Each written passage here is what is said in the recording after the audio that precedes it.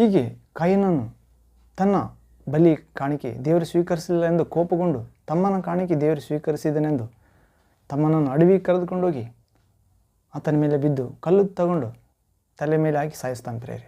ಹೌದು, ಹೀಗೆ ಮೊದಲನೇ ಮನುಷ್ಯನಿಂದ ಎಲ್ಲರಿಗೂ ಮರಣ ಉಂಟಾಯ್ತು ಪ್ರೇರೆ. ಮೊದಲನೇ ಮಗ ಕೊಲೆಗಾರ ಆದ, ಎರಡನೇ ಮಗ ದೇವರಿಂದ ಸ್ವೀಕರಿಸಲ್ಪಟ್ಟಿದ್ದ ನೀತಿವಂತನಂತೆ. ಹೀಗೆ ಆದಾಮನಿಂದ ಎಲ್ಲರಿಗೆ ಮರಣ ಆದಂತೆ ಕ್ರಿಸ್ತ ಯೇಸು ನಂಬಿದವರೆಲ್ಲರಿಗೂ ರಕ್ಷಣೆ ಆಗುತ್ತದೆ ಪ್ರೇರೆ. ಹೌದು, ನಾವು ಈಗ ಯೇಸುವನ್ನು ಸ್ವೀಕರಿಸುವುದಾದರೆ, ಯೇಸುವಿನಿಂದ ಹೊಸದಾಗಿ ಹುಟ್ಟುವುದಾದರೆ, ಯೇಸು ಹೇಳಿದನ ಪ್ರೇರೆ, ಒಬ್ಬನು ನೀರಿನಿಂದಲೂ ಪರಿಶುದ್ಧ ಆತ್ಮನಿಂದಲೂ ಹೊಸದಾಗಿ ಹುಟ್ಟಿದರೆ ಆಕೆ ದೇವರ ರಾಜ್ಯವನ್ನು ಪ್ರವೇಶ ಮಾಡುತ್ತಾರೆ. ಆತ್ಮನಿಂದ ಹುಟ್ಟಿದ್ದು ಆತ್ಮ, ಶರೀರದಿಂದ ಹುಟ್ಟಿದ್ದು ಶರೀರ. ಹೌದು, ಗಾಳಿ ತನಗೆ ತೋಚಿದ ಕಡೆ ಬೀಸುತ್ತದೆ, ಆದರೆ ಅದು ಎಲ್ಲಿಂದ ಬರುತ್ತದೋ ಎಲ್ಲಿಗೆ ಹೋಗುತ್ತದೋ ಯಾರಿಗೂ ತಿಳಿಯದು. ದೇವರ ಆತ್ಮನಿಂದ ಹುಟ್ಟಿದವರು ಹಾಗೆಯೇ. ಯೇಸು ಕ್ರಿಸ್ತನು ಎರಡನೇ ಆದಾಮನಾಗಿದ್ದಾನೆ ಪ್ರೇರೆ, ಜೀವ ಕೊಡುವ ಆತ್ಮನಾಗಿದ್ದಾನೆ. ಆತನಲ್ಲಿ ವಿಶ್ವಾಸಿಸಿ, ಆತನನ್ನು ಪ್ರೀತಿಸಿ, ಆತನ ಮಾತುಗಳನ್ನು ಕೈಗೊಂಡು ನಡೆಯುವುದಾದರೆ ಆತನು ತಂದೆಯಲ್ಲಿ ಬೇಡಿ ಬೇರೊಬ್ಬ ಸಹಾಯಕನಾದ.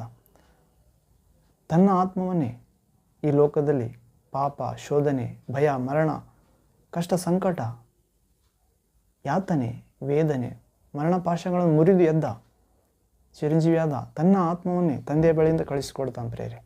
ಹೌದು, ಹೀಗೆ ನಾವು ಮರಣದ ಮೇಲೆ ಜಯ ಹೊಂದುತ್ತೇವೆ ಪ್ರೇರೆ. ನಮ್ಮಲ್ಲಿ ನಿತ್ಯ ಜೀವ ಕೆಲಸ ಮಾಡುತ್ತದೆ. ಹೀಗೆ ಯೇಸು ಕ್ರಿಸ್ತನಲ್ಲಿ ವಿಶ್ವಾಸ ಇಡುವವರಿಗೆ ರಕ್ಷಣೆ ಪ್ರೇರೆ. ಹೌದು, ಪಾಪದ ಮೇಲೆ ಮೊದಲನೇದಾಗಿ, ಹೌದು, ಕತ್ತಲೆ ಶಕ್ತಿಗಳ ಮೇಲೆ, ಸೈತಾನನ ಮೇಲೆ, ಶರೀರ ಇಚ್ಛೆಗಳ ಮೇಲೆ, ಲೋಕಾಶೆಗಳ ಮೇಲೆ, ಜೀವದ ಡಂಬದ ಮೇಲೆ. ಹೌದು ಪ್ರೇರೆ, ನಮ್ಮಲ್ಲಿ ಕಾದಾಟಗಳು, ಜಗಳಗಳು ಹುಟ್ಟುವುದು ಯಾವುದರಿಂದ? ನಮ್ಮ ಇಂದ್ರಿಯಗಳಲ್ಲಿ ಹೋರಾಡುವ ಭೋಗಾಶೆಗಳಿಂದಲ್ಲವೇ? ಹೌದು ಪ್ರಿಯ, ಆ ಭೋಗಾಶೆಗಳನ್ನೆಲ್ಲ ಜಯಿಸಿದ್ದಾನೆ ಯೇಸು ಕ್ರಿಸ್ತನು. ಅಂಥ ಆತ್ಮ ತನ್ನ ಆತ್ಮನನ್ನೇ ಸ್ವರ್ಗದಿಂದ ಕಳಿಸಿಕೊಡುತ್ತಿದ್ದಾನೆ. ತಂದೆಯ ಬಳಿಗೆ ಹೋಗುತ್ತಿದ್ದೇನೆ, ತಂದೆಯ ಬಳಿಯಿಂದ ಹೊರಡುವ ಸತ್ಯ ಸ್ವರೂಪ ಆತ್ಮನನ್ನು ಕಳಿಸಿಕೊಡುತ್ತೇನೆ. ಆತನೇ ಆತ್ಮನಾಗಿದ್ದಾನೆ ಪ್ರೇರೆ. ಯೇಸು ಕ್ರಿಸ್ತನೇ ಪ್ರಭುವೇ ಆತ್ಮ. ಹೌದು, ಹೀಗೆ ಶಿಷ್ಯರ ಜೊತೆಗಿದ್ದ ಪ್ರೇರೆ. ಅವರಿಗೆ ಅನೇಕ ವಿಷಯಗಳು ಹೇಳಿದ್ದ, ಆದರೂ ಅವರು ಗ್ರಹಿಸಲಿಲ್ಲ. ಸತ್ತು 3ನೇ ದಿನ ತಿರುಗಿ ಎದ್ದೇಳುತ್ತೇನೆ ಎಂದಿರು ಕೂಡ ಆತನು ಸತ್ತೋಗಿದ್ದಾನೆಂದು 3ನೇ ದಿನ ಆದಮೇಲೆ, ಜೀಸಸ್ ಸತ್ತೋದ್ಮೇಲೆ ಮೀನು ಹಿಡಿಯೋಕೆ ಹೋಗಿರ್ತಾರೆ. ಯೇಸು ದಡದಲ್ಲಿ ಕಾಣಿಸಿಕೊಂಡು, ಮಕ್ಕಳು ಏನಾದರೂ ಸಿಕ್ಕಿತಾ ನಿಮಗೆ ತಿನ್ನುವುದಕ್ಕೆ ಎಂದು ಕೇಳುತ್ತಾನೆ. ಅವರು ಮೀನು ಹಿಡಿಯೋಕೆ ಹೋದಾಗ ರಾತ್ರಿಯಿಂದಲೂ ಹುಡುಕಿ ಆಡಿದರೂ ಒಂದು ಮೀನು ಸಿಕ್ಕಿರಲಿಲ್ಲ ಪ್ರೇರಿ. ಮೀನುಗಾರರೇ, ಹೌದು, ಪರಿಣಿತ ಹೊಂದಿದವರೇ ಮೀನು ಹಿಡಿಯೋದರಲ್ಲಿ. ಆದರೆ ಯೇಸುವಿನ ಮಾತುಗಳನ್ನು ಮರೆತು ಬಿಟ್ಟಿದ್ದರಿಂದ ಯೇಸು ಅವರ ಮೀನುಗಳು ಸಿಗಲಾರ್ದಂಗೆ ಮಾಡಿರ್ತಾನೆ ಪ್ರೇರೆ. ಹೌದು, ಕಾರಣ ಯೇಸು ಹಿಂಬಾಲಿಸುವುದಾದರೆ, ಯೇಸು ವಿಶ್ವಾಸ ಹುಟ್ಟಿಸುವುದಾದರೆ ಆತನು ಪರಿಪೂರ್ಣಗೊಳಿಸುತ್ತಾನೆ ಪ್ರೇರೆ. ಆತನೇ ಅವರಲ್ಲಿ ವಿಶ್ವಾಸ ಹುಟ್ಟಿಸಿದ್ದನು, ಆತನು ಪರಿಪೂರ್ಣಗೊಳಿಸಲು ಮತ್ತೆ ಬಂದನು. ನಿಮ್ಮ ಬಲಗಡೆಗೆ ಹಾಕಿರಿ ಬಲೆಯನ್ನು ಎಂದಾಗ ಅವರು ಆಳಕ್ಕೆ ಹೋಗಿ ಬಲಗಡೆ ಹಾಕಿದಾಗ ಮೀನುಗಳು ರಾಶಿಯಾಗಿ ದೊರಕುತ್ತವೆ ಪ್ರೇರೆ. ಹೌದು, ಆಗ ಅವರು ಕಂಡುಹಿಡಿಯುತ್ತಾರೆ, ಇವರು ನಮ್ಮ ಪ್ರಭು ಎಂದು, ಸಮಾಧಿಯಿಂದ ಎದ್ದಿದ್ದಾನೆ ಎಂದು ಯೇಸು ಅವರಿಗೆ ತೋರಿಸಿಕೊಳ್ತಾನೆ ಪ್ರೇರೆ. ಅವರು ದಡಕ್ಕೆ ಬರುತ್ತಲೇ ಅಲ್ಲಿ ಒಂದು ಸುಟ್ಟ ಮೀನನ್ನು, ರೊಟ್ಟಿಯನ್ನು ಸಿದ್ಧ ಮಾಡಿಟ್ಟಿರುತ್ತಾನೆ ಅವರಿಗೆ. ಹೌದು, ಯೇಸು ನಮಗಾಗಿ ಆಹಾರ ಸಿದ್ಧ ಮಾಡುವ ದೇವರಾಗಿದ್ದಾನೆ ಪ್ರೇರೆ. ಹೌದು, ಯಾಕಂದರೆ ಆತನ ಸರ್ವಶಕ್ತ, ಆತ್ಮಗಳ ತಂದೆ. ಹೀಗೆ ಯೇಸು ಎರಡನೇ ಆದಾಮನಾಗಿದ್ದಾನೆ ಪ್ರೇರೆ. ಆತನಿಂದ ವಿಶ್ವಾಸ ಇಡುವವರಿಗೆ ರಕ್ಷಣೆ ಆಗುತ್ತದೆ.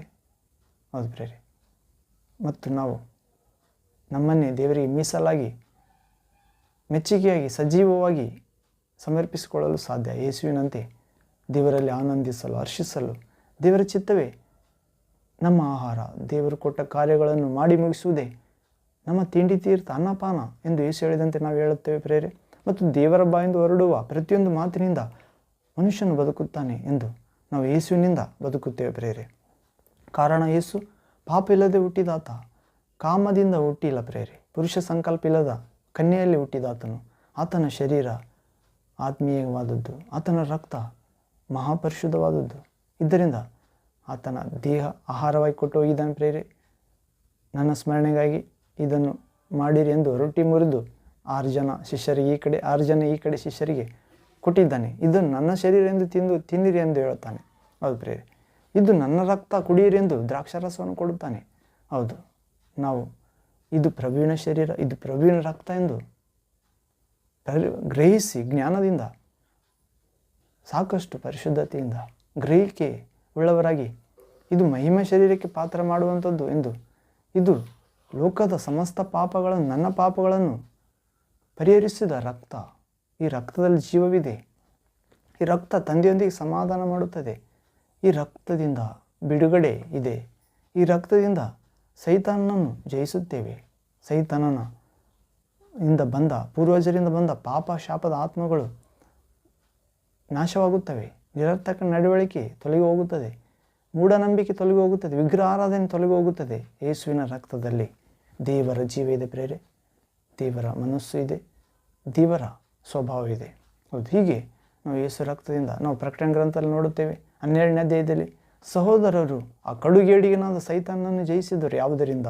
ದೇವರ ವಾಕ್ಯದ ಸಾಕ್ಷಿ ಕೊಡುವುದರಿಂದ, ಯೇಸು ರಕ್ತದ ಕುರಿತು ಸಾಕ್ಷಿ ಕೊಟ್ಟದ್ದರಿಂದ ಮತ್ತು ತಮ್ಮ ಪ್ರಾಣದ ಮೇಲೆ ಮರಣದ ಭಯವನ್ನು ಬಿಸಾಡಿದ್ದರಿಂದ, ಯೇಸು ವಾಕ್ಯ, ಯೇಸು ರಕ್ತದ ಸಾಕ್ಷಿ ಕೊಟ್ಟಿದ್ದರಿಂದ ಮತ್ತು ಪ್ರಾಣದ ಭಯ ಬಿಟ್ಟು ಸಾಕ್ಷಿ ಕೊಟ್ಟಿದ್ದರಿಂದ. ಹೌದು ಪ್ರೇರೆ, ಯೇಸು ರಕ್ತದಲ್ಲಿ ಪ್ರಾಣ ಭಯ ಇಲ್ಲ ಪ್ರೇರೆ. ಯಾಕಂದರೆ ಆಲ್ರೆಡಿ ಯೇಸು ರಕ್ತ ನಮಗಾಗಿ ಮರಣಿಸಿ ಜೀವಂತವಾಗಿ ಎಬ್ಬಿಸಿದ ರಕ್ತ ಪ್ರೇರೆ. ಹೌದು, ಎಲ್ಲ ರಕ್ತ ಚೆಲ್ಲಲ್ಪಟ್ಟಿದೆ ಯೇಸು. ಇದು ಕಾರಣ ನಮ್ಮನ್ನು ಶುದ್ಧೀಕರಿಸಲು, ನಮ್ಮ ರಕ್ತವನ್ನು ಶುದ್ಧೀಕರಿಸಲು. ಹೌದು ಪ್ರೇರೆ, ಇನ್ನು ನಾವು ಹೊಸ ಸೃಷ್ಟಿಯಾಗಿದ್ದೇವೆ ಪ್ರೇರೆ ದೇವರಲ್ಲಿ, ಯೇಸು ನಾಮದಲ್ಲಿ. ಹೀಗೆ ಆದಾಮನಿಂದ ಎಲ್ಲರಿಗೂ ಮರಣವಾದಂತೆ ಕ್ರಿಸ್ತನಲ್ಲಿ ನಂಬಿದವರಿಗೆ ರಕ್ಷಣೆಯಾಗುವುದು ಪ್ರೇರೆ. ನಾವು 5ನೇ ಅಧ್ಯಾಯ ರೋಮಪತ್ರಿಕೆ 12ನೇ ವಾಕ್ಯ ಪ್ರೇರೆ, ಇನ್ನಷ್ಟು ಶುರುನೇ ಮಾಡಿಲ್ಲ. 5ನೇ ಅಧ್ಯಾಯ ರೋಮಪತ್ರಿಕೆ 12ನೇ ವಾಕ್ಯ. ಈ ವಿಷಯ ಹೇಗೆಂದರೆ, ಒಬ್ಬ ಮನುಷ್ಯನಿಂದಲೇ ಪಾಪವು, ಪಾಪದಿಂದ ಮರಣವು ಲೋಕದೊಳಗೆ ಸೇರಿದವು. ಎಲ್ಲರೂ ಪಾಪ ಮಾಡಿದ್ದರಿಂದ ಮರಣವು ಹೀಗೆ ಎಲ್ಲರಲ್ಲಿಯೂ ವ್ಯಾಪಿಸಿತು. ಹೀಗೆ ವಿಷಯ ಹೇಗೆಂದರೆ, ಒಬ್ಬ ಮನುಷ್ಯನಿಂದಲೇ ಪಾಪದಿಂದಲೇ ಮರಣವು ಲೋಕದೊಳಗೆ ಪ್ರವೇಶಿಸಿದವು ಪ್ರೇರೆ. ಎಲ್ಲರೂ ಪಾಪ ಮಾಡಿದ್ದರಿಂದ, ಆ ಮೊದಲನೇ ಆದಾಮನಿಂದ ಹುಟ್ಟಿದವರೆಲ್ಲರೂ, ಹೀಗೆ ಎಲ್ಲರಲ್ಲಿಯೂ ಪಾಪ ವ್ಯಾಪಿಸಿತು. ಆದರೆ ಆ ಒಬ್ಬನಿಂದಲೇ ಪಾಪವು ಬಂದಂತೆ, ಆ ಪಾಪದಿಂದ ಮರಣವು ಎಲ್ಲರಲ್ಲಿ ವ್ಯಾಪಿಸಿದಂತೆ ಈ ಯೇಸು ಕ್ರಿಸ್ತ ಎಂಬಾತನ ಮೂಲಕ, ಈತನ ಮೂಲಕ ಪರಿಶುದ್ಧತೆಯು, ನಿತ್ಯ ಜೀವವು ಎಲ್ಲರಲ್ಲಿ ವ್ಯಾಪಿಸುತ್ತದೆ ಪ್ರೇರೆ. ಹೌದು, ಆದ್ದರಿಂದ ಯೇಸುವಿನ ವಿಶ್ವಾಸ ಇಡುವುದಾದರೆ ವಿಶ್ವಾಸವರು ದೇವರಿಗೆ ಮೆಚ್ಚುಗೆ ಆಗುತ್ತಾರೆ ಪ್ರೇರೆ. ದೇವರಿಗೆ ಮೆಚ್ಚುಗೆ ಇದ್ದವರು ಯೇಸು ಹೇಳಿದಂತೆ ಕೇಳುತ್ತಾರೆ. ಹೌದು ಪ್ರೇರೆ, ನಾನು ಯೇಸುವನ್ನು ಪ್ರೀತಿಸ್ತೇನೆಂದು ನನ್ನ ಇಷ್ಟ ಪ್ರಕಾರ ಜೀವಿಸುವುದಲ್ಲ, ನಾನು ಯೇಸುವನ್ನು ವಿಶ್ವಾಸಿಸ್ತೇನೆಂದು ಲೌಕಿಕ ಜೀವಿತ, ಅಳಿದು ಹೋಗುವ ಲೋಕಾಶೆಗಳ ಪ್ರಕಾರ ಜೀವಿಸುವುದಲ್ಲ, ಅಶುದ್ಧ ಕಾಣುವುದಲ್ಲ, ಮಾತಾಡುವುದಲ್ಲ, ಕೇಳುವುದಲ್ಲ. ಹೌದು ಪ್ರೇರೆ, ಯೇಸು ಏನು ಹೇಳಿದ್ದಾನೆ ಅದರ ಕಡೆಗೆ ಪ್ರಯಾಣ ಮಾಡಬೇಕು ಪ್ರೇರೆ.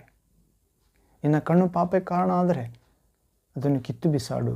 ಇನ್ನು ಕೈ ಕಾಲು ಪಾಪಕ್ಕೆ ಕಾರಣ ಆದರೆ ಅದನ್ನು ಕಡಿದು ಬಿಸಾಡು. 2 ಕಣ್ಣುಳ್ಳವನಾಗಿ 2 ಕೈ ಕಾಲುಳ್ಳವನಾಗಿ ನೀನು ನರಕಕ್ಕೆ ತಳ್ಳಲ್ಪಡುವುದಕ್ಕಿಂತ, ದೊಬ್ಬಿಸಿಕೊಳ್ಳುವುದಕ್ಕಿಂತ ಒಂದು ಕಣ್ಣುಳ್ಳವನಾಗಿ, 1 ಕಾಲು 1 ಕೈ ಉಳ್ಳವನಾಗಿ, ಕುಂಟನಾಗಿ, ಅಂಗಹೀನನಾಗಿ ನೀನು ಸ್ವರ್ಗ ಸೇರುವುದೇ ನಿನಗೆ ಉತ್ತಮ, ಒಳ್ಳೆಯದು, ಮೇಲು ಎಂದು ಹೇಳ್ತಿದ್ದಾನೆ. ಹೌದು ಪ್ರೇರಿ, ನಾವು ಅಂತ ಕಣ್ಣು ಕಿತ್ತುಕೊಳ್ಳುವವರಾಗದಂತೆ ದೇವಚಿತ್ತ ಆದರೆ, ಕೈ ಕಾಲುಗಳನ್ನು ಕಡಿದುಕೊಳ್ಳುವವರಾಗದಂತೆ, ಅವೆಲ್ಲವುಗಳನ್ನು ಕತ್ತಲೆ ಶಕ್ತಿಗಳಿಗೆ ಒಪ್ಪಿಸಿಕೊಡದೆ ನಮ್ಮ ದೇಹದಲ್ಲಿ ಎಲ್ಲವೂ ದೇವರಿಗೆ ಮೀಸಲಾಗಿ ದೇವರ ವಾಕ್ಯದ ಪ್ರಕಾರ ಕೆಲಸ ಮಾಡುವುದಾದರೆ ಪ್ರೇರೆ, ನಮ್ಮ ದೇಹ ದೇವಾಲಯವಾಗುತ್ತದೆ, ನಮ್ಮ ಹೃದಯ ದೇವರ ಆತ್ಮನಿಗೆ ಗರ್ಭಗುಡಿಯಾಗುತ್ತದೆ ಪ್ರೇರೆ. ಹೌದು, ಕಾರಣ ಯೇಸುವಿನಲ್ಲಿ ನಂಬುವವರೆಲ್ಲರಿಗೆ ರಕ್ಷಣೆಯಾಗುತ್ತದೆ. ಆದಾಮನಿಂದ ಪಾಪ ಮರಣವು ಎಲ್ಲರಿಗೂ ವ್ಯಾಪಿಸಿದಂತೆ ಯೇಸು ಕ್ರಿಸ್ತನಿಂದ ಪರಿಶುದ್ಧತೆಯು, ನಿತ್ಯ ಜೀವವು ಎಲ್ಲರಿಗೂ ವ್ಯಾಪಿಸುತ್ತದೆ. ಹೌದು ಪ್ರೇರೆ, ಆದರೆ ಒಂದು ವಿಷಯ ಏನಂದ್ರೆ ಪ್ರೇರೆ, ಆದಾಮನಿಂದ ಬಂದಂತೆ ಈ ಕೃಪೆ ಬರಲಿಲ್ಲ. ಹೌದು, ನಾವು ಒಂದು ವಾಕ್ಯ ನೋಡ್ತೇವೆ ಪ್ರೇರೆ, 15ನೇ ವಾಕ್ಯ, ರೋಮಪತ್ರಿಕೆ 5ನೇ ಅಧ್ಯಾಯ 15ನೇ ವಾಕ್ಯ. ಆದರೆ ಆ ಅಪರಾಧದ ಸಂಗತಿಗೂ ದೇವರ ಕೃಪಾದಾನದ ಸಂಗತಿಗೂ ಬಹಳ ಹೆಚ್ಚು ಕಡಿಮೆ ಉಂಟು. ಹೀಗೆಂದರೆ ಆ ಒಬ್ಬನ ಅಪರಾಧದಿಂದ ಎಲ್ಲ ಮನುಷ್ಯರು ಸತ್ತದ್ದು ನಿಶ್ಚಯವಾಗಿರಲಾಗಿ, ದೇವರ ಕೃಪೆಯು ಯೇಸು ಕ್ರಿಸ್ತನೆಂಬ ಈ ಒಬ್ಬ ಪುರುಷನ ಕೈಯಿಂದ ಸಿಕ್ಕುವ ವರವು ಎಲ್ಲ ಮನುಷ್ಯರಿಗೆ ಹೇರಳವಾಗಿ ಸಿದ್ಧವಾಗಿರುವುದು ಮತ್ತು ನಿಶ್ಚಯವಲ್ಲವೇ. 16ನೇ ವಾಕ್ಯ, ಇದಲ್ಲದೆ ಪಾಪ ಮಾಡಿದ ಒಬ್ಬನಿಂದಲೇ ದುಷ್ಫಲ ಬಂದಂತೆ ಈ ವರ ಬರಲಿಲ್ಲ. ಹೇಗೆಂದರೆ ಒಬ್ಬನೇ ಮನುಷ್ಯನ ಪಾಪದ ದೆಸೆಯಿಂದ ಸಾಯಬೇಕೆಂಬ ನಿರ್ಣಯ ಉಂಟಾಯಿತು. ಆದರೆ ದೇವರ ಕೃಪಾದಾನವು ಅನೇಕರ ಅಪರಾಧಗಳ ಕಾರಣದಿಂದ ಉಂಟಾಗಿ ಅವರನ್ನು ನೀತಿವಂತರೆಂದು ನಿರ್ಣಯಿಸುವಂಥದ್ದಾಗಿದೆ. 17ನೇ ವಾಕ್ಯ, ಒಬ್ಬನು ಮಾಡಿದ ಅಪರಾಧದಿಂದ ಮರಣ ಉಂಟಾಗಿ ಆ ಒಬ್ಬನ ದೆಸೆಯಿಂದಲೇ ಆಳುವುದಾದರೆ ದೇವರು ಧಾರಾಳವಾಗಿ ಅನುಗ್ರಹಿಸುವ ದಾನವನ್ನು ನೀತಿ ಎಂಬ ವರವನ್ನು ಹೊಂದಿದ್ದವರು ಯೇಸು ಕ್ರಿಸ್ತನೆಂಬ ಆ ಒಬ್ಬ ಪುರುಷನ ಮೂಲಕ ಜೀವಭರಿತರಾಗಿ ಆಳುವುದು ಮತ್ತು ನಿಶ್ಚಯವಲ್ಲವೇ. ಹೌದು, ಈ ಕೃಪೆ ಹೇಗೆ ಉಂಟಾಯಿತು ಅಂದರೆ ಅನೇಕರ ಅಪರಾಧದ ಮೂಲಕ ಉಂಟಾಯಿತು ಅಂತ ಪ್ರೇರೆ. ಹೌದು, ಹೆಚ್ಚು ಅಪರಾಧ ಆದಂತೆಲ್ಲ ಆ ಕೃಪೆ ದೊಡ್ಡದಾಗಿ ಪ್ರಕಟವಾಯಿತು ಪ್ರೇರೆ. ಹೌದು, ದೇವರೇ ಮನುಷ್ಯಾಕಾರದಲ್ಲಿ ಇಳಿದು ಬಂದ. ಹೀಗೆ ಪ್ರೇರೆ ನಾವು ಯೇಸು ವಿಶ್ವಾಸದ ಮೂಲಕ ಪರಿಶುದ್ಧತೆ ನಿತ್ಯ ಜೀವಕ್ಕೆ ಪ್ರವೇಶ ಆಗುತ್ತೇವೆ. ನಾವು ಆದಾಮನು ದೇವರ ಮಾತನ್ನು ಉಲ್ಲಂಘನೆ ಮಾಡಿದ್ದರಿಂದ ಆ ಮರಣವು ಎಲ್ಲ ಮನುಷ್ಯರ ಮೇಲೆ ಹಾದುಹೋಯಿತು ಪ್ರೇರೆ. ಮರಣ ಎಂದರೇನು? ಮರಣವು ಕೇವಲ ಜೀವನದ ನಿಲುಗಡೆ ಎಂದು ಹಲವರು ಭಾವಿಸುತ್ತಾರೆ. ಆದರೆ ಅದು ಅದಕ್ಕಿಂತ ಹೆಚ್ಚು ಆಗಿದೆ ಪ್ರೇರೆ. ಮೊದಲನೇದಾಗಿ ಮರಣ ಎಂದರೆ ಯಾವುದೇ ಜೀವಿಗಳಿಂದ ದೇವರ ಉಪಸ್ಥಿತಿಯನ್ನು ಅಂದರೆ ದೇವರ ಆತ್ಮ ಮತ್ತು ಪ್ರಭಾವವನ್ನು ಹೊರಹಾಕುವುದು ಅಥವಾ ತೆಗೆಯುವುದು ಎಂದು ಅರ್ಥ ಪ್ರೇರೆ. ಹೀಗೆ ಜೀವನವು ದೇವರಿಂದ ಬರುತ್ತದೆ. ಆದ್ದರಿಂದ ದೇವರ ಉಪಸ್ಥಿತಿ ಅಥವಾ ಆತನ ಆತ್ಮದಿಂದ ನೀಡದ ಯಾವುದಕ್ಕೂ ಜೀವವಿರುವುದಿಲ್ಲ. ವಿಜ್ಞಾನವು ಹಾಗೂ ಅದರ ಎಲ್ಲ ಆವಿಷ್ಕಾರಗಳೊಂದಿಗೆ ಮರುಜೀವವನ್ನು ಸೃಷ್ಟಿಸಲು ಅಥವಾ ನೀಡಲು ಸಾಧ್ಯವೇ ಇಲ್ಲ. ಕಾರಣ ದೇವರು ಈಗಾಗಲೇ ಮಾಡಿದ ಬೇರೆ ಯಾವುದರಿಂದಲೂ ಅವರು ಜೀವನವನ್ನು ಪಡೆಯಬೇಕು. ಹೌದು, ಪಾರ್ಟ್ಸ್ ತೆಗಿಬೋದು. ಹೌದು ಪ್ರೇರೆ. ಹೀಗೆ ಯಾವುದನ್ನಾದರೂ ತಯಾರಿಸಬಹುದು ಈಗಾಗಲೇ ಜೀವವಿರುವುದರಿಂದ ತೆಗೆದು. ಆದರೆ ಈಗಾಗಲೇ ಜೀವನ ಹೊಂದಿರುವ ಅಥವಾ ಸಂಪರ್ಕ ಪ್ರಭಾವವನ್ನು ಹೊರತುಪಡಿಸಿ ಅದು ಜೀವವನ್ನು ಹೊಂದಿರುವುದಿಲ್ಲ. ಹೌದು ಪ್ರೇರೆ. ಈ ಜೀವವನ್ನು ಹೊಂದಿರುವುದಕ್ಕೆ ಜೀವ ಇಲ್ಲದ ವಸ್ತುಗಳಿಂದ ಪ್ರಭಾವಿತ ಮಾಡಲು ಸಾಧ್ಯವಿಲ್ಲ ಪ್ರೇರೆ. ಜೀವ ಇದ್ದದ್ದನ್ನೇ ಜೀವ ಉಳಿಸಲು ಸಾಧ್ಯ ಪ್ರೇರೆ, ಉಪಯೋಗಿಸಲು. ಹೀಗೆ ಎರಡನೇದಾಗಿ ಮರಣ ಎಂದರೆ ಸೃಷ್ಟಿಯ ಕೆಡುಕು. ಮರಣ ಎಂದರೆ ಸೃಷ್ಟಿಯ ಕೆಡುಕಾಗಿದೆ ಮತ್ತು ಅದರ ಮೂಲ ಘಟಕಗಳೆಲ್ಲವೂ ನಾಶವಾಗುವುದು ಎಂದರ್ಥ. ಹೀಗೆ ಜೀವನವನ್ನು ಹೊಂದಿರುವ ಯಾವುದಾದರೂ ವಸ್ತುವು ದೇವರ ಪ್ರಭಾವಕ್ಕೊಳಗಾಗಿದೆ ಪ್ರೇರೆ. ಇದು ದೇವರ ಉಪಸ್ಥಿತಿಯನ್ನು ಹೊಂದಿದೆ ಮತ್ತು ದೇವರ ಆತ್ಮನಿಂದ ಸ್ಪರ್ಶಿಸಲ್ಪಟ್ಟಿದೆ ಜೀವವಿರುವ ಎಲ್ಲವೂ. ಆದರೆ ಮರಣದ ಶಕ್ತಿಯನ್ನು ಹೊಂದಿರುವ ಸೈತಾನನು ಅದಕ್ಕೆ ವಿರುದ್ಧವಾಗಿದ್ದಾನೆ. ಆದ್ದರಿಂದ ಆ ಸೈತಾನನು ದೇವರ ಇರುವಿಕೆಯನ್ನು ಹೊರಹಾಕುವ ಅಥವಾ ತೆಗೆಯುವ ಕಡೆಗೆ ಕೆಲಸ ಮಾಡುತ್ತಾನೆ. ಸೃಷ್ಟಿಯ ಕೆಡುಕಿನಿಂದ ಮರಣ ಆರಂಭವಾಗುತ್ತದೆ ಪ್ರೇರೆ. ಸೃಷ್ಟಿಯನ್ನು ನಾವು ಕೆಡಿಸುವುದಾದರೆ, ದೇವರ ಆಜ್ಞೆಗಳಿಗೆ ವಿರೋಧವಾಗುವುದಾದರೆ ಆ ಸೃಷ್ಟಿ ಕೆಡುಕು ಮರಣ ಆರಂಭ ಮಾಡುತ್ತದೆ ಪ್ರೇರೆ. ಹೀಗೆ ನೀವು ಒಂದು ಪಾತ್ರೆಯಲ್ಲಿ ಶುದ್ಧ ನೀರನ್ನು ತೆಗೆದುಕೊಂಡು ಮತ್ತು ಅದರಲ್ಲಿ ಸ್ವಲ್ಪ ಕೊಳೆಯಾದ ನೀರಿನ ಹನಿಯನ್ನು ಸೇರಿಸಿದರೆ ಅದು ಹಾಳಾಗುತ್ತದೆ. ಆಗ ಈ ನೀರು 100ಕ್ಕೆ ಕಡಿಮೆ ಶುದ್ಧವಾಗಿದೆ ಎಂದರ್ಥ ಮತ್ತು ಸೃಷ್ಟಿಯ ಕೆಡುಕಿನಿಂದ ಮರಣ ಆರಂಭವಾಗುತ್ತದೆ ಎಂದರ್ಥ. ಹೀಗೆ ಏನನ್ನಾದರೂ ಬದಲಾಯಿಸಬೇಕೆಂದರೆ ಅದು ಕಡಿಮೆ ಯಶಸ್ಸನ್ನು ಹೊಂದಿರಬೇಕಾಗಿದೆ. ಅದರಿಂದ ಸೈತಾನನು ಸೃಷ್ಟಿಯನ್ನು ಕೆಡಿಸಿ ಮತ್ತು ಹಾನಿ ಮಾಡುವ ಕಡೆ ಪ್ರಯಾಣ ಮಾಡುತ್ತಾನೆ ಪ್ರೇರೆ. ಹೌದು ಪ್ರೇರೆ. ದೇವರು ಆದಾಮನ ಚಿಕ್ಕ ಮಗನ ಅರ್ಪಣೆಯನ್ನು ಸ್ವೀಕರಿಸುತ್ತಾನೆ. ಆ ಕುರಿಮರಿ ಬಲಿ ಕೊಡುತ್ತಾನೆ. ಅದು ದೇವರಿಗೆ ಮೆಚ್ಚುಗೆಯಾಗುತ್ತದೆ. ಆದರೆ ಕಾಯಿನನ ಬಲಿಯನ್ನು ದೇವರು ಸ್ವೀಕರಿಸುವುದಿಲ್ಲ. ಕಾರಣ ಹೆಬೆಲನು ಪೂರ್ಣ ಹೃದಯದಿಂದ, ಆತ್ಮದಿಂದ, ಮನಸ್ಸಿನಿಂದ ಅರ್ಪಿಸಿರುತ್ತಾನೆ ಶ್ರೇಷ್ಠವಾದದ್ದನ್ನು. ಕಾಯಿನನಾದರೂ ತೆನೆಗಳಲ್ಲಿ ಕೆಳಗಡೆ ಬಿದ್ದಿರ್ಬೋದು. ಹೌದು ಪ್ರೇರೆ. ಕೆಲವಾದ ಸುಕ್ಕು ಬೊಕ್ಕಾದವುಗಳನ್ನು ತಂದು ಅರ್ಪಿಸಿರುತ್ತಾನೆ. ಅಂದರೆ ನಮ್ಮ ಜೀವಿತದಲ್ಲಿ ಶ್ರೇಷ್ಠವಾದ ಆಲೋಚನೆಯನ್ನು ದೇವರಿಗೆ ಕೊಡಬೇಕು ಪ್ರೇರೆ. ಶ್ರೇಷ್ಠವಾದ ಮಾತುಗಳಿಂದ ದೇವರಿಗೆ ಆರಾಧಿಸಬೇಕು. ಶ್ರೇಷ್ಠವಾದ ಕೆಲಸವನ್ನಾಗಿ ದೇವರ ಸೇವೆ ಮಾಡಬೇಕಾಗಿದೆ ಪ್ರೇರೆ. ಯೇಸುವಿನ ವಾಕ್ಯಗಳನ್ನು ಸಾರುವುದು. ಹೌದು, ಯೇಸುವನ್ನು ಸ್ವಂತ ರಕ್ಷಕರಾಗಿ ಸ್ವೀಕರಿಸುವುದು. ಯೇಸುವಿನ ಆತ್ಮ ಪಡೆಯಲು ನಾವು ಹೋರಾಡಿ ತುಂಬಿಕೊಳ್ಳುವುದು ಪ್ರೇರೆ. ಹೀಗೆ ಯಾರಿಗೆ ಕ್ರಿಸ್ತ ಆತ್ಮ ಇದೆಯೋ ಅವನು ಕ್ರಿಸ್ತನವನು. ಕ್ರಿಸ್ತ ಆತ್ಮ ಯಾರಿಗಿಲ್ಲವೋ ಅವರು ಕ್ರಿಸ್ತನವರಲ್ಲ ಪ್ರೇರೆ. ಹೌದು, ನಾವು ಹೊಸ ಒಡಂಬಡಿಕೆಯಲ್ಲಿ ನೋಡ್ತೇವೆ, ಪಂಚಶತಮ ದಿನದಿಂದಲೂ ಎಲ್ಲರ ಮೇಲೆ ದೇವರ ಆತ್ಮ ಇಳಿದು ಬರುವುದನ್ನು ನೋಡ್ತೇವೆ ಪ್ರೇರೆ. ಯಾರ ಮೇಲೆ ಮೌನವಾಗಿ ದೇವರ ಆತ್ಮ ಇಳಿದು ಬರಲಿಲ್ಲ, ಎಲ್ಲರ ಮೇಲೆ ದೇವರ ಆತ್ಮ ಇಳಿದು ಬಂದಾಗ ಗೊತ್ತಾಯ್ತು ಪ್ರೇರೆ, ಹೌದು ದೇವರಿಗೆ ಸ್ತೋತ್ರವಾಗಲಿ, ದೇವರಿಗೆ ಅಮೂಲ್ಯರು, ಅತಿ ಪ್ರಿಯರು, ಘನವಂತರಾದ ಪ್ರಿಯ ದೇವರ ಮಕ್ಕಳೇ, ಬನ್ನಿರಿ ಪ್ರೇರೆ. ಈ ದಿನ ಈ ಸಮಯ ನಾವು ಧ್ಯಾನಿಸಲಿರುವ, ಜೀವ ನೀಡುವ, ರಕ್ಷಣೆ ನೀಡುವ, ಶಾಂತಿ ನೀಡುವ, ಆರೋಗ್ಯ, ಬೆಳಕು, ದೇವರ ಮಹಿಮೆ, ದೇವರ ನೀತಿ, ಧೈರ್ಯ, ಸಂತೋಷ, ದೇವದೂತರ ಕಾವಲು, ದೇವರ ಭಯಭಕ್ತಿ, ಜ್ಞಾನ, ಶಕ್ತಿ ನೀಡುವ ದೇವರ ವಾಕ್ಯವನ್ನು ಧ್ಯಾನಿಸೋಣ ಪ್ರೇರೆ. ಈ ದಿನ ನಾವು ಧ್ಯಾನಿಸಲಿರುವ ವಾಕ್ಯ ಭಾಗಾಂಶ ಪ್ರೇರೆ, ನಿಮ್ಮಲ್ಲಿ ದೇವರ ಜೀವವು ಕೆಲಸ ಮಾಡುತ್ತದೆ. ಹೌದು ಪ್ರೇರೆ, ನಿತ್ಯ ಜೀವ ನಿಮ್ಮಲ್ಲಿ ಕೆಲಸ ಮಾಡುತ್ತದೆ, ಅಮರತ್ವ ನಿಮ್ಮಲ್ಲಿ ಕೆಲಸ ಮಾಡುತ್ತದೆ. ಅಂಶ ಪ್ರೇರೆ, ಅಮರತ್ವ ಅಥವಾ ನಿತ್ಯ ಜೀವ ನಿಮ್ಮಲ್ಲಿ ಕೆಲಸ ಮಾಡುತ್ತದೆ ಎನ್ನುವ ವಾಕ್ಯ ಅಂಶವನ್ನು ಧ್ಯಾನಿಸೋಣ ಪ್ರೇರೆ. ಇದಕ್ಕೆ ಮೊದಲು ನಾವು ತಂದೆಯಾದ ದೇವರ ಆತ್ಮನ ಸಹಾಯವನ್ನು, ದೇವಕುಮಾರ ಯೇಸು ಕ್ರಿಸ್ತನ ಜ್ಞಾನವನ್ನು, ದೇವರ ಪರಿಶುದ್ಧಾತ್ಮನ ಶಕ್ತಿಯನ್ನು ಅರ್ಥ ಮಾಡಿಕೊಳ್ಳುವ ಕೃಪೆಯನ್ನು, ಬುದ್ಧಿ ವಿಕಾಸವನ್ನು ಬೇಡಿಕೊಳ್ಳೋಣ ಪ್ರೇರೆ. ಕೇಳಲಿರುವ ವಾಕ್ಯ ಭಾಗ ನಮ್ಮ ಹೃದಯದಲ್ಲಿ ನೆಲೆಗೊಂಡು 100ಕ್ಕೆ 100 ಫಲ ಕೊಡುವಂತೆ, ಒಳ್ಳೆ ನೆಲವಾಗುವಂತೆ, ಆ ಫಲ ಶಾಶ್ವತವಾಗಿ ನಿಲ್ಲುವಂತೆ ತಂದೆ ಅನುಗ್ರಹಿಸುವಂತೆ ಯೇಸು ನಾಮದಲ್ಲಿ ಪ್ರಾರ್ಥನೆ ಪ್ರೇರೆ. ನನ್ನೊಂದು ಯೇಸು ಕ್ರಿಸ್ತ ನಾಮದಲ್ಲಿ ಪ್ರಾರ್ಥಿಸಿರಿ. ಪ್ರಾರ್ಥನೆ. ತಂದೆಯೇ, ಸರ್ವಶಕ್ತ ದೇವರೇ, ಪರಿಶುದ್ಧನೇ, ಪರಿಶುದ್ಧನೇ, ಪರಿಶುದ್ಧನೇ, ಭೂಮಿ ಆಕಾಶಗಳನ್ನು, ಸೂರ್ಯ ಚಂದ್ರ ನಕ್ಷತ್ರಗಳನ್ನು, ಅದರಲ್ಲಿರುವ ಸಮಸ್ತವನ್ನು, ಜೀವರಾಶಿಗಳನ್ನು ಉಂಟು ಮಾಡಿದ ದೇವರೇ, ಮನುಷ್ಯರಾದ ನಮ್ಮನ್ನು ನಿಮ್ಮ ಹೋಲಿಕೆಯಲ್ಲಿ, ನಿಮ್ಮ ಸ್ವಹಸ್ತಗಳಲ್ಲಿ, ನಿಮ್ಮ ಸ್ವರೂಪಕ್ಕೆ ತಕ್ಕ ಹಾಗೆ ನಿಮ್ಮ ಕೈಗಳಿಂದ ನಿರ್ಮಿಸಿ, ಮಣ್ಣಿನಿಂದ ಅದಕ್ಕೆ ಜೀವಶ್ವಾಸ, ನಿಮ್ಮ ಆತ್ಮವನ್ನು ಓದಿದಾತನೇ ನಿಮಗೆ ಸ್ತೋತ್ರ ತಂದೆ.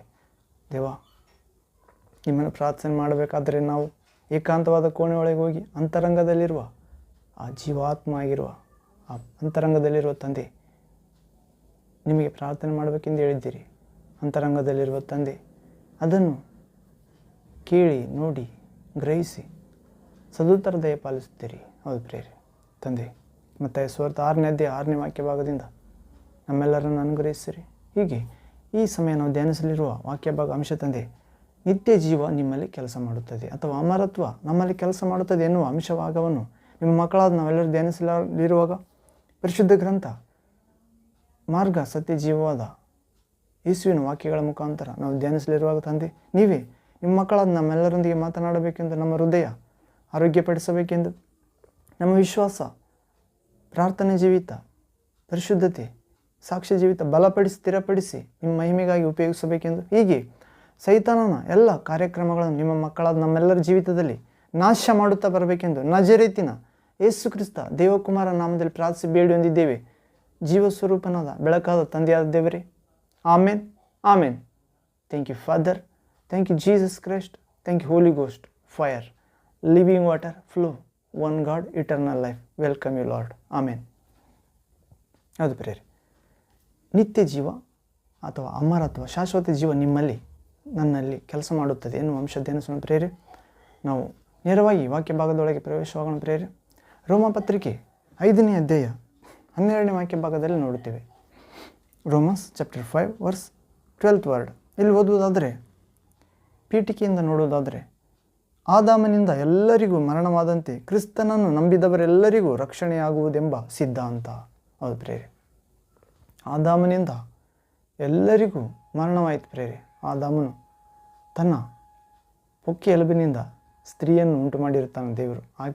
ಆಕೆಯನ್ನು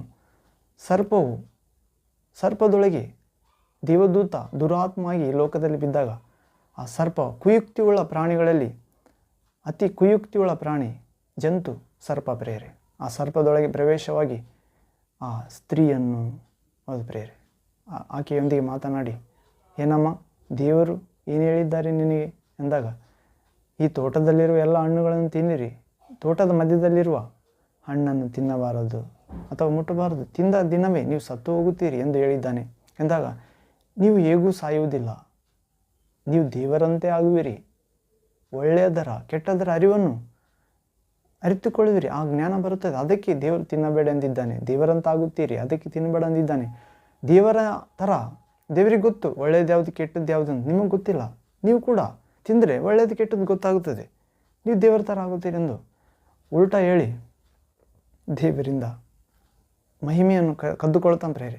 ಸಮಸ್ತ ಸೃಷ್ಟಿಯ ಮೇಲೆ ಮನುಷ್ಯರಿಗೆ ದೇವರ ಅಧಿಕಾರ ಕೊಟ್ಟಿರ್ತಾನೆ, ಆ ಅಧಿಕಾರ ಕಸಿದುಕೊಳ್ತಾನೆ. ಆಕೆ ನೋಡುವುದಕ್ಕೆ ರಮ್ಯವಾಗಿದೆ, ತಿನ್ನುವುದಕ್ಕೆ ಅಂದವಾಗಿದೆ, ರುಚಿಯಾಗಿದೆ ಎಂದು ಸೈತಾನ ಹೇಳಿದಾಗ ಆಕೆ ಆಕರ್ಷಣೆ ಹೊಂದಿ ಆ ಮರದ ಹಣ್ಣು, ಒಳ್ಳೆಯದರ ಕೆಟ್ಟದರ ಅರಿವನ್ನು, ಪಾಪದ ಅರಿವನ್ನು ಹುಟ್ಟಿಸುವ ಹಣ್ಣು ತಿನ್ನುತ್ತಾಳೆ. ಜೊತೆಗಿರುವ ಪುರುಷನಿಗೆ ಗಂಡನಿಗೆ ಕೊಡುತ್ತಾಳೆ ಪ್ರೇರೆ. ಹೌದು, ಇಬ್ಬರು ತಿಂದು ಕಣ್ಣು ತೆರೆಯುತ್ತವೆ. ಪಾಪದ ಕಣ್ಣು, ಮೈಯಲ್ಲಿ ಬಟ್ಟೆ ಇಲ್ಲ, ಬೆತ್ತಲಿದ್ದೇವೆ ಎಂದು ಗ್ರಹಿಸಿಕೊಳ್ತಾರೆ. ಹೀಗೆ ಪ್ರೇರೆ ಆದಾಮ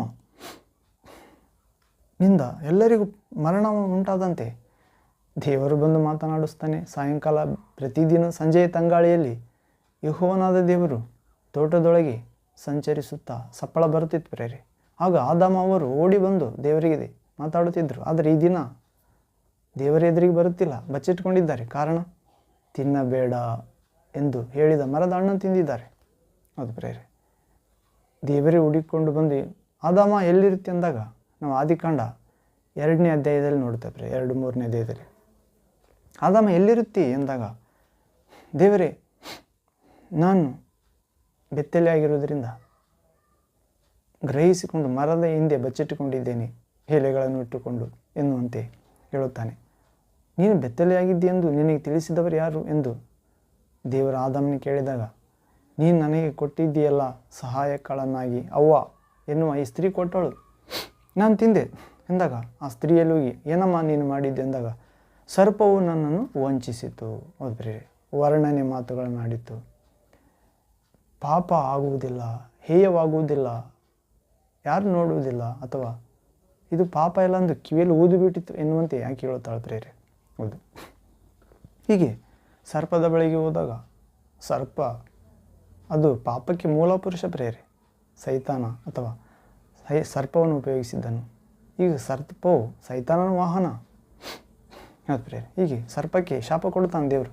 ನೀನು ಮುಖಾಂತರ ಈ ಮಕ್ಕಳಂತಿರುವವರಿಗೆ ಮರಣ ಉಂಟಾಗುವಂತೆ ಕಾರಣವಾಗಿರುವೆ ಶಾಪಕ್ಕೆ, ಪಾಪಕ್ಕೆ. ಅದರಿಂದ ಎಲ್ಲ ಪಶುಗಳಲ್ಲಿ, ಪ್ರಾಣಿಗಳಿಗೆ ನಾನು ಆಹಾರ, ಸೊಪ್ಪು, ಹಣ್ಣು ಹಂಪಲು ಕೊಟ್ಟಿದ್ದೇನೆ ತಿನ್ನುವುದಕ್ಕೆ, ದವಸ ಧಾನ್ಯ. ಆದರೆ ನಿನಗಾದರೂ ಜೀವಮಾನವೆಲ್ಲ ಮಣ್ಣೆ ತಿನ್ನಬೇಕು.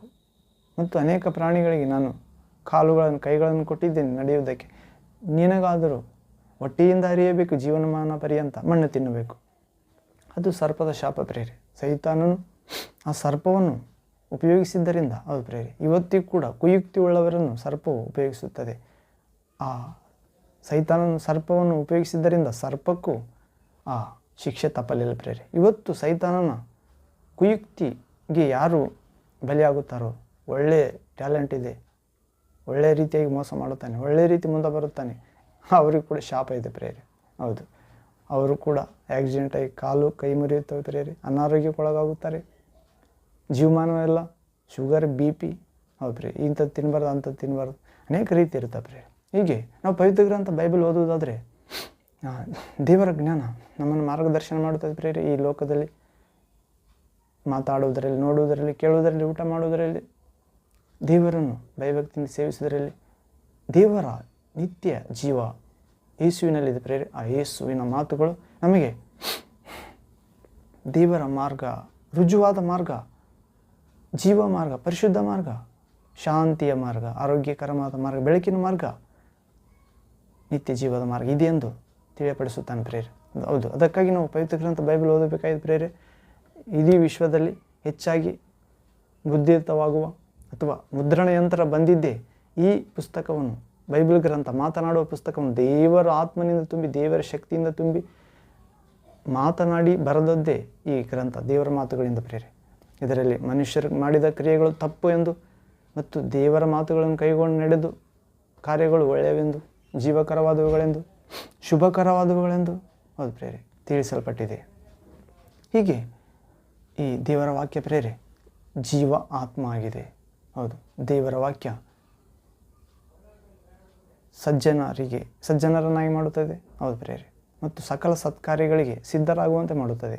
ಹೌದು, ಹೀಗೆ ದೇವರ ನಿತ್ಯ ಜೀವ ನಮ್ಮಲ್ಲಿ ಕೆಲಸ ಮಾಡುತ್ತದೆ ಎನ್ನುವ ಅಂಶದಲ್ಲಿ ಆದಾಮನಿಂದ ಎಲ್ಲರಿಗೂ ಮರಣವಾದಂತೆ ಕ್ರಿಸ್ತನನ್ನು ನಂಬಿದವರೆಲ್ಲರಿಗೂ ರಕ್ಷಣೆ ಆಗುತ್ತದೆ ಎಂಬ ಸಿದ್ಧಾಂತ ಪ್ರೇರೆ. ಆದಾಮನಿಂದ ನೋಡಿದೆವು, ಹಾವಿನಿಂದ ಸ್ತ್ರೀಗೆ, ಸ್ತ್ರೀಯಿಂದ ಪುರುಷನು, ಹೀಗೆ ಆದಾಮನಿಂದ ಎಲ್ಲರಿಗೂ ಮರಣವಾದಂತೆ ಈಗ ಯೇಸುವಿನಲ್ಲಿ ವಿಶ್ವಾಸ ಇಡುವುದಾದರೆ ಯೇಸುವನ್ನು ನಂಬಿದ ನಮ್ಮೆಲ್ಲರಿಗೂ ರಕ್ಷಣೆ ಆಗುತ್ತದೆ ಪ್ರೇರೆ. ಅಂದು ಆ ಸರ್ಪದಿಂದ ಹವ್ವಳು ಮೋಸ ಹೋಗಿ ಹವ್ವಳಿಂದ ಪುರುಷನಾದ ಆದಾಮನು, ಮೊದಲನೇ ಪುರುಷ ಆದಾಮನು ಮೋಸ ಹೋದನು, ಪಾಪ ಮಾಡಿದರು. ಅವರಿಂದ ಹುಟ್ಟಿದ ಮೊದಲನೇ ಮಗ ಕೈಯಿನ ಕೊಲೆಗಾರನಾದನು. ತನ್ನ ಆದಾಮನ ಎರಡನೇ ಮಗ ಹೆಬೇಲನನ್ನು, ಕೈಯಿನನು ಮೊದಲನೇ ಮಗ ಹೆಬೇಲನು, ಸಣ್ಣ ಮಗ ಕಾಯಿನನು ಸಣ್ಣ ಮಗನ ಅವರ ತಮ್ಮನನ್ನು ಕೊಲೆ ಮಾಡುತ್ತಾನೆ. ಕಾರಣ ಮೊದಲನೆಯ ಪುರುಷನಾದ ಆದಾಮನ ಇಬ್ಬರ ಮಕ್ಕಳು ದೇವರಿಗೆ ಬಲಿ ಅರ್ಪಿಸಿದರು ಪ್ರೇರೆ. ಅಂದರೆ ದೇವರಿಗೆ ಕಾಣಿಕೆ ಅರ್ಪಿಸ್ತಾರೆ. ನಾವು ದೇವಾಲಯಕ್ಕೆ ಹೋದಾಗ ಏನಾದರೂ ತೆಗೆದುಕೊಂಡು ಹೋಗ್ತಾರೆ ಪ್ರೇರೆ, ಹಣ್ಣು ಹಂಪಲು. ಹಿಂದೂಗಳಲ್ಲಿ ನಾವು ಕ್ರೈಸ್ತ ಮಾರ್ಗದಲ್ಲಿ ಆದರೂ ಆರಾಧನೆಯಲ್ಲಿ ನಾವು ಕೂಡ ನಮ್ಮನ್ನೇ ದೇವರಿಗೆ ಮೀಸಲಾಗಿ ಮೆಚ್ಚುಗೆಯಾಗಿ ಸಜೀವ ಬಲಿಯಾಗಿ ತೆಗೆದುಕೊಂಡು ಹೋಗುತ್ತೇವೆ ಪ್ರೇರೆ. ಕಾಣಿಕೆ ಆಗಿರ್ಬೋದು, ಹೌದು, ಹೀಗೆ ದಾನ ಧರ್ಮ ಆಗಿರ್ಬೋದು ಬಡವರಿಗೆ. ಹೀಗೆ ಯೇಸು ಕ್ರಿಸ್ತನನ್ನು ವಿಶ್ವಾಸವರೆಲ್ಲರಿಗೆ ರಕ್ಷಣೆ ಆಗುವುದೆಂಬ ಸಿದ್ಧಾಂತ ಪ್ರೇರೆ. ಹೌದು, ಅಂದಿನ ಆದಾಮನಿಂದ ಎಲ್ಲರೂ ಪಾಪಿಗಳಾದರೂ ಹುಟ್ಟಿದವರೆಲ್ಲರೂ ಆ ಆದಾಮನಿಂದ ಹುಟ್ಟಿದ ಇಬ್ಬರು ಮಕ್ಕಳು ಕಾಣಿಕೆ ಅರ್ಪಿಸಿದರು ದೇವರಿಗೆ.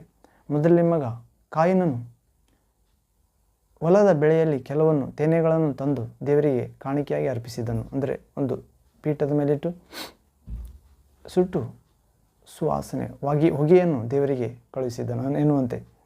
ಅದೇ ರೀತಿ ಕಾಯಿನನ ತಮ್ಮ ಆದಾಮನ ಸಣ್ಣ ಮಗ ಆತನು ಬಲಿ ಅರ್ಪಿಸಿದ ಪ್ರೇರೆ. ಚೊಚ್ಚಲಾದವುಗಳಲ್ಲಿ ಶ್ರೇಷ್ಠವಾದ ಕುರಿಮರಿಯನ್ನು ತಂದು ಬಲಿ ಅರ್ಪಿಸುತ್ತಾನೆ ದೇವರಿಗೆ.